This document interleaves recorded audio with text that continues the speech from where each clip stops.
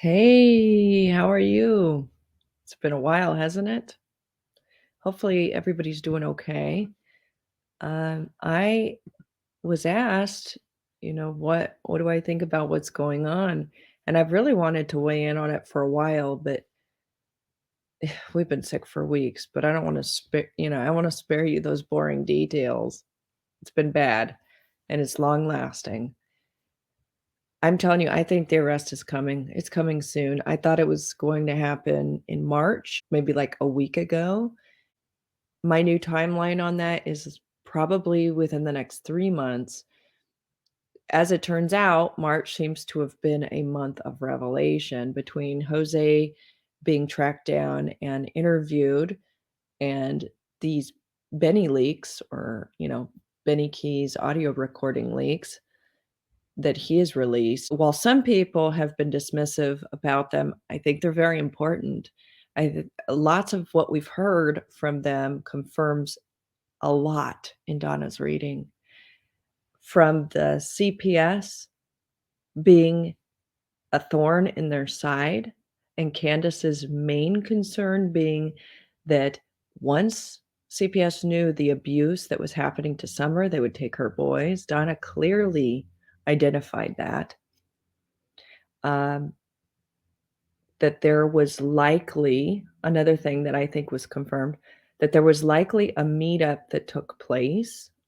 Donna said this in her reading. I believe she got chills about it even.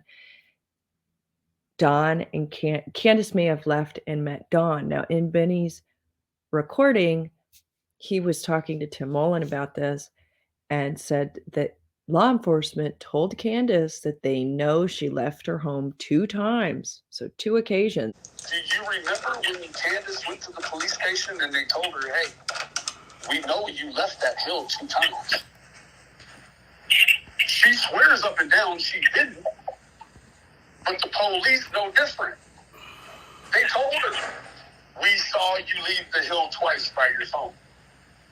What I think that points to is she probably arrived home with Summer that afternoon, so Summer might have not been dead in that backseat, just my opinion.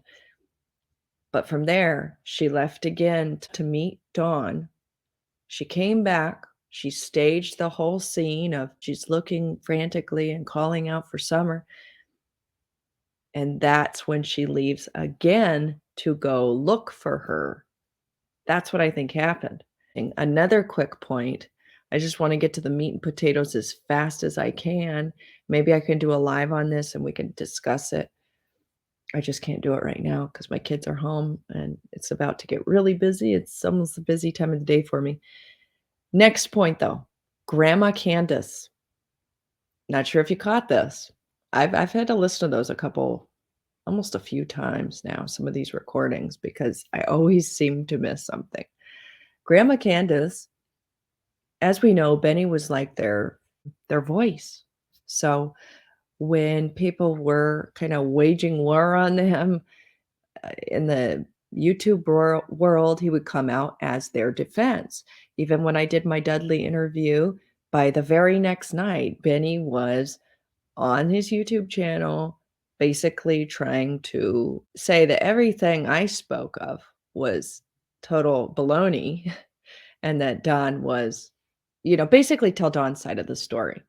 That's what his position has been all along for the Wells. So it's really shocking to see him turn, but I do think it's long overdue. And I hope it's sincere. And I hope he genuinely is doing this for the reasons of finding Summer. And I do believe he is so far. I hope I'm not Snowden saying that. Anyway, back to Grandma Candace. So Grandma Candace called Benny to handle the situation, which was Molly Golightly wanting to go out to Wisconsin with some ground penetrating sort of radar, or there's another term for it. I can't remember the term. But anyway, it was to look for her daughter, Rosemary Bly. Well, Grandma Candace did not want Molly to come out there and look for her daughter. What does that mean? Why would you deny help, even if it was from somebody you didn't like, if it was to find your daughter? It really made me wonder, is Grandma Candace,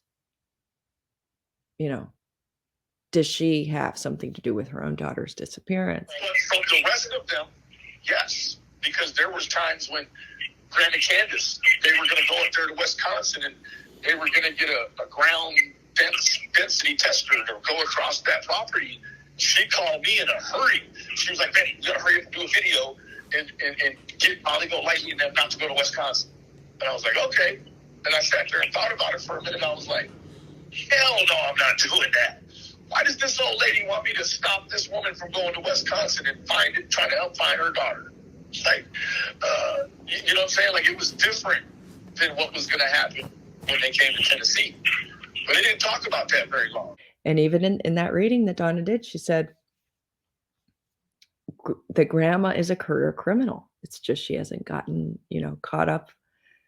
She's been smart enough to slide right underneath that radar. So she's never been really, I guess, in the system like these other people in their sphere, right? In their orbit. But that, it doesn't shock me because I look at her and I kind of feel there's something evil, innately evil and mysterious about her. But to be involved with her own daughter's disappearance, and then Candace to also potentially be involved with her daughter's disappearance, there's a lot going wrong in this family. There's some really nasty stuff going on. Another thing that was interesting to me is how he spoke of Don's proclivities, his sexual proclivities, and that he would go on these crack benders and he would take off for, I don't know, a while. And because I love you like I do, I gotta be stiff about it. Like, that dude is a sexual deviant. Let me tell you what, he doesn't just drive to Knoxville and try to find crack. And he's got crack dealers all in his phone. What does he do when he's out there? All kinds of sexual deviism. So if he doesn't have a hooker with him, what is he doing? Smoking crack, looking at pornography from his phone. So all of that stuff is in that phone, and it's on your computer right now. You know Don is involved in the underworld with the drugs and the people that go with the drugs. All of that is in your computer now. So I would say that in order to clear yourself, you would have to go there and just say, "Man, look, this is the situation." Because I'm going to tell you what, she don't want to take the phone up there. And I don't know why she wouldn't, especially when 2 days ago, the sheriff just got through saying they're being uncooperative. So if she knows her husband didn't have anything to do with it, that's what you do. You just rush up there like, "Sheriff Lawson, here's Donnie's phone. Please, I'm trying to be cooperative. Run through it, please."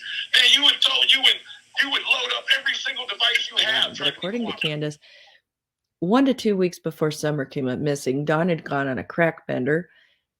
He went off to, I don't know if it was Knoxville or Kingsport, wherever it was. He took very little money with him, but when he came back, he had a whole bunch of crack. And to me, it sounded, and this was my own speculation, but it's like, it made me wonder if there was some sort of an agreement made there. If that story's even true, who knows? Who knows? The abuse, the SA in that household that Donna speaks of, I know she sees it for what it is. If she's gotten this many points right, I have no doubt she's gotten the other stuff correct as well. Remember, she said there's photos. She also clearly spoke about the CPS investigation. CPS is investigating them. Candace is concerned they'll take all the boys when they find out what's been done to Summer. Another thing that came out in the audio recordings is that CPS had visited their home on the 14th. Then Summer goes missing on the 15th. And then CPS comes back on the 16th. I think that would suggest that maybe they were coming back to do some final examination. This is my opinion. Maybe they were coming back to do some final examination, and that is why they got rid of her on the 15th. Also, remember the Dudley interview? Dudley told me that on Monday the 14th is when he walked in and saw Dawn. It was either sitting on the toilet or sitting on the tub. He was looking down at his phone and looked defeated, dejected, just distraught, that there was something visibly wrong. He had seen something that affected him deeply. Whatever that was, it makes me wonder if maybe it, did he get word that maybe tomorrow that Summer was going to be taken, or, the exchange thing was going to happen? Who knows? I really hope the information that law enforcement needs to have, that they've found it somehow, because these people are crafty in so many ways. They are really good at being criminals. They have a deceitful way about them where they're smart enough to slide underneath the radar with their plans and getting away with stuff, because it's been 9 months. For there to not be an arrest yet is shocking. But I also understand with these no-body cases, it seems like it has to be a year. Like in the case of Barry Morphew, same thing. It takes a while. I'm trying to remember the main points that I felt like were so interesting that we needed. Oh, real quick. The Jose interview. At first, I felt really positive about him. Like, he seemed like a decent guy. Because he's intelligent enough to make sense, and that appeals to people who just want answers, and they like when somebody's a straight shooter, talks, speaks well, is articulate. And I feel like he's pretty much all of those things. My red flag really went up when this trip to Tennessee, from New York to Tennessee, was spoken of again. It seems very unclear why they came and left so quickly. You cannot use room prices as an excuse to leave an area. They could have driven an hour outside of Kingsport and found a room for cheap. So that just isn't an excuse. You don't put your stuff in storage for 3 hours and then take it all out and boogie back to New York 12 or 13 hours away. Just makes no sense. If I had to guess, there was like possible trafficking or something involved. This could be what Donna was talking about in her reading, that there is a group of pedo type people and they have kids, and it's like this communal sharing of the kids. They like to see kids cry. They like to see them hurt. Very strange. Hard to wrap your head around. But I wonder if that's what she was speaking to. Part of my other mind goes, well, if you had a pedophile ring, right, and these guys share photos of their own kids, then at the next level, they might donate all their kids to some one area where they're kept, where they can, and then they can give other kids too. But to do that, they're giving one of their kids to that, like a club, pedophile club ring. Let's see. I guess I was sick of a feeling about that. And in her reading also, she said something about maybe an arrangement was made for Jose to, do something. I don't even want to say it. But now that makes sense to me after hearing some of this that Andrew just brought out like 2 or 3 hours ago, which was, I guess, a phone call. Andrew Hill, sorry, my husband's grinding coffee. Andrew Hilt, Hunter's father, he's on YouTube. He got a phone call today supposedly from one of Jose's family members, who said the TBI is who has Jose's phone. It wasn't so much that he, threw it in the ocean or he mailed it back, or maybe there was 2 phones. I can't remember. He supposedly has a fixation or a fetish also with children. I don't know if that's true. I'm just speculating on if that could be, because it would line up with what Donna said in her reading as well. Anyway, there's still so much to talk about, and I know I don't have time left. I'm going to leave this here. At least I've kind of discussed it. Time runs away quick. Hi, babe. Anyway, I will go ahead and end this, and maybe I'll do a live later or something. We'll see. But anyway, those are some initial points I wanted to make. It all kind of lines up. As of right now, that's what I've noticed so far. I hope everybody's doing well. Bye.